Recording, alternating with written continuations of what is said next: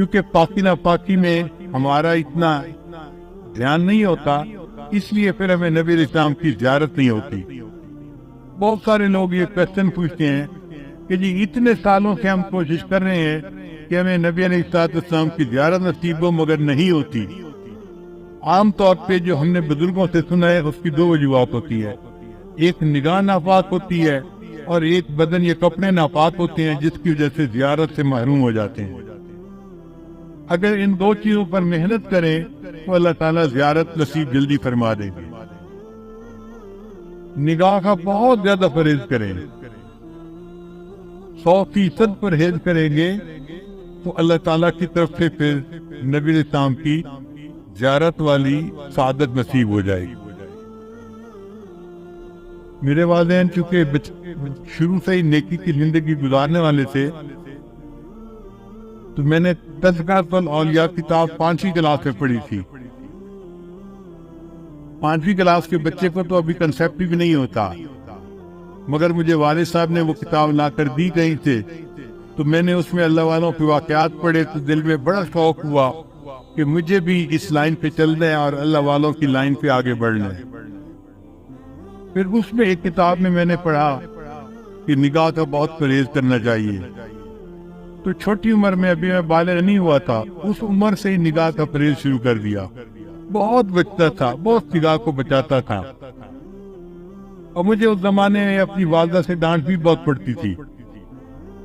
ہر دوسرے تیسرے دن کوئی محلے کی آنٹی آتی اور میری والدہ کو کہتی تیرا بیٹا جا رہا تھا، اسے تو ہمیں سلام بھی نہیں کیا، یہ تو ہمیں اپنی خالہ ہی نہیں سمجھتا۔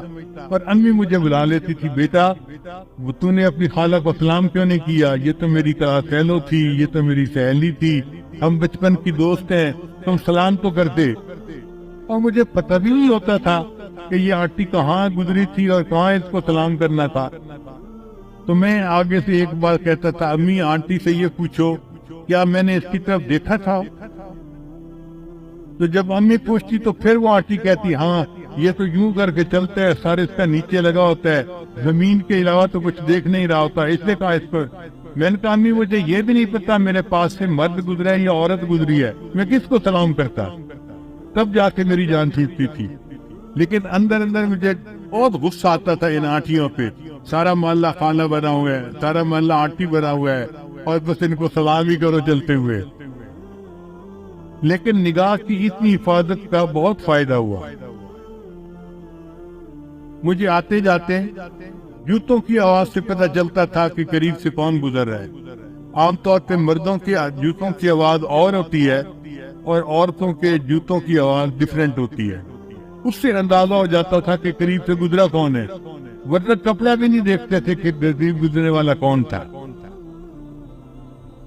کتنے نظر کی حفاظت کرنی ہوتی تھی۔ اس پر اللہ رب العزت نے پھر جو مہربانیاں کی وہ اب کیا بتائیں آپ۔ ہمارے ایک ساتھی ہیں لاہور کے، ایک دن مجھے کہنے لگے کہ میں آپ کو ایک بات بتاؤں، مجھے حضرت نے بتائی۔ میں نے کہا بتائے؟ کہنے کہ حضرت نے مجھے بتایا کہ دیکھو اس وقت آپ کسی مسجد میں کھڑے تھے، آپ کی طرف اشارہ کر کے حضرت نے کہا کہ اس بچے کو اس وقت 100 سے زیادہ مرتبہ نبی علیہ السلام کی زیارت ہو چکی ہے۔ میں سن کے حیران ہو گیا، اور حیرت مجھے اس کی تھی کہ پتہ اس کو کیسے چلا۔ اس نے کہا جی کہ مجھے حضرت نے یہ بات بتائی تھی، شیخ نے یہ بات بتائی۔ تو نگاہ کی حفاظت کا پھر یہ فائدہ ہوا کہ اللہ تعالیٰ نے 30 سال کی عمر سے پہلے 100 سے زیادہ مرتبہ نبی السلام کی زیارت مجھے فرما دی۔